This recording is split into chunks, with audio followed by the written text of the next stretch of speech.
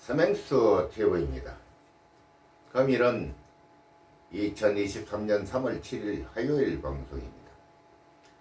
대한민국의 현 실태를 알므로 좌파의 공격을 막아낼 수 있을 것입니다.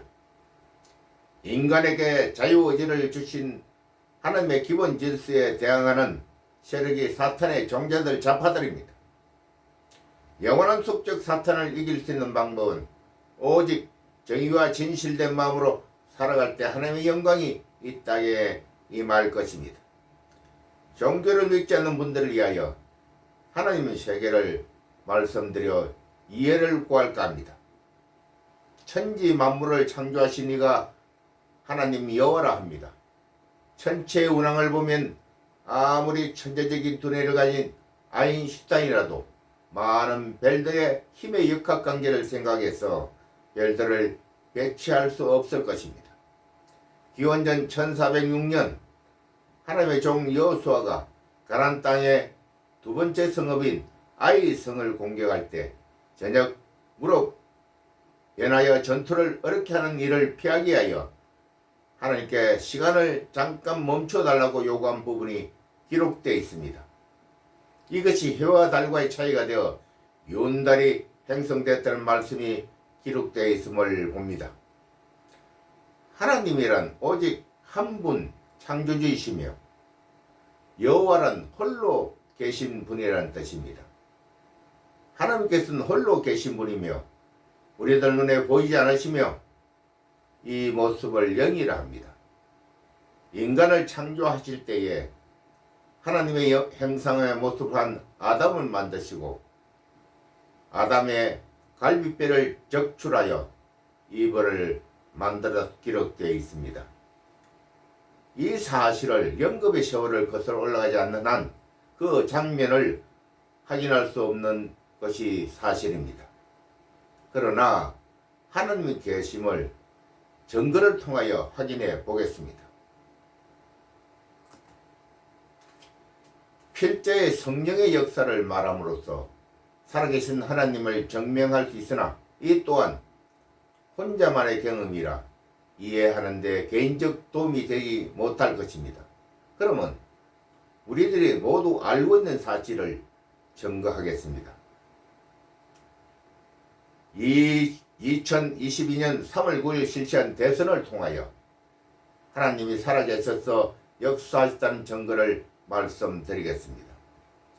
3월 9일 24시에 벌어진 일입니다. 투표 결과는 이재명 후보가 8.7% 이겨 있었고 잔여표는 1% 남짓이었습니다. 이미 상황이 종료된 것이나 마찬가지 투표 결과였습니다. 하나님의 종 성도들이 가슴이 부족하여 윤석열 후보를 밀고 있었습니다. 그들은 중앙선거관리위원회 부정선거에 의하여 선거가 이루어졌다는 것을 모두 생각하고 있었기 때문에 부정선거를 막는다면 윤석열 후보가 이길 수 있다는 마지막 희망을 가지고 모두 기도하고 있었습니다. 그런데 놀랍게도 공세세를 넘어서자 투표 결과는 0.7% 표차로 윤석열 후보가 승리한 것으로 나타났습니다. 계산상 이루어질 수 없는 상황이 우리 눈앞에 펼쳐졌습니다. 자유대한민국을 사랑하는 동지 여러분, 이해하시겠습니까?